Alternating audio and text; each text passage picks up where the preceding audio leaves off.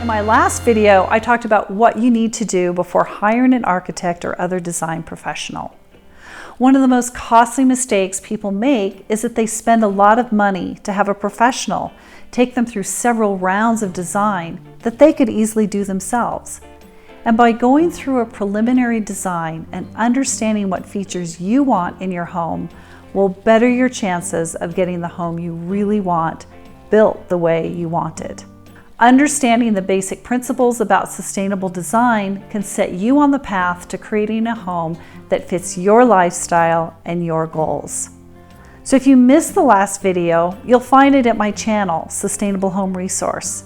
I've also put a direct link to it in the description just below this video. In today's video, I'm going to tell you another costly mistake I see people make.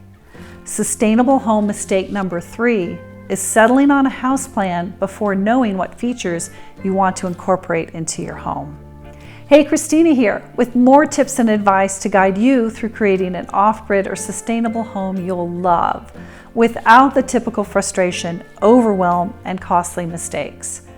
If this is your first time here, then make sure to hit the big subscribe button and click the bell to make sure you get notified when I launch a new video.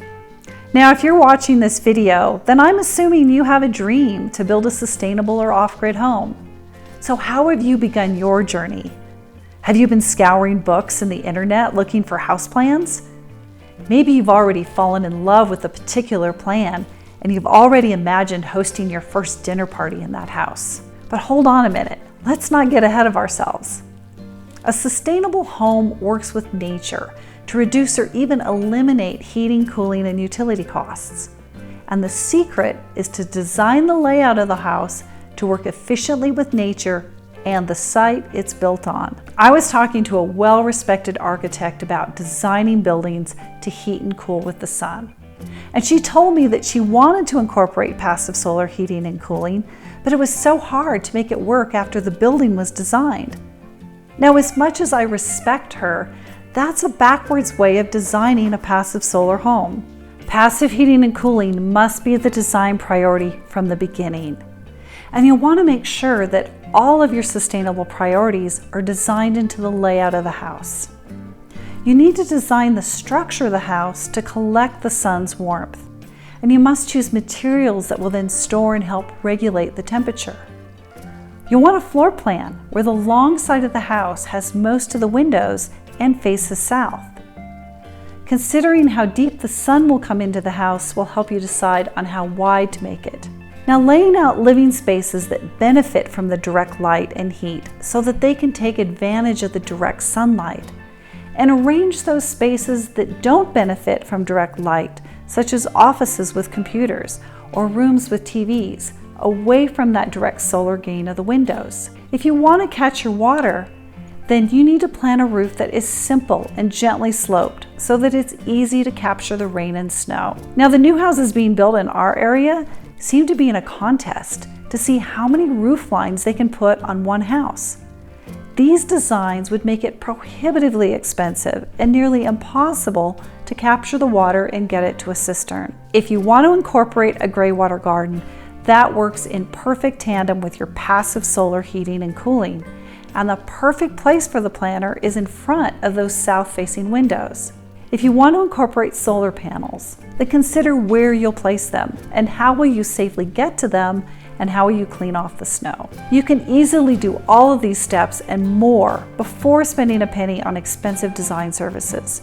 And because you will be crystal clear about what you want, you won't get talked out of important features by an architect or contractor. So how do you learn more about the basics of these sustainable features? And how do you learn more about creating a preliminary plan for your home? Well, that would be impossible to stuff into this short video.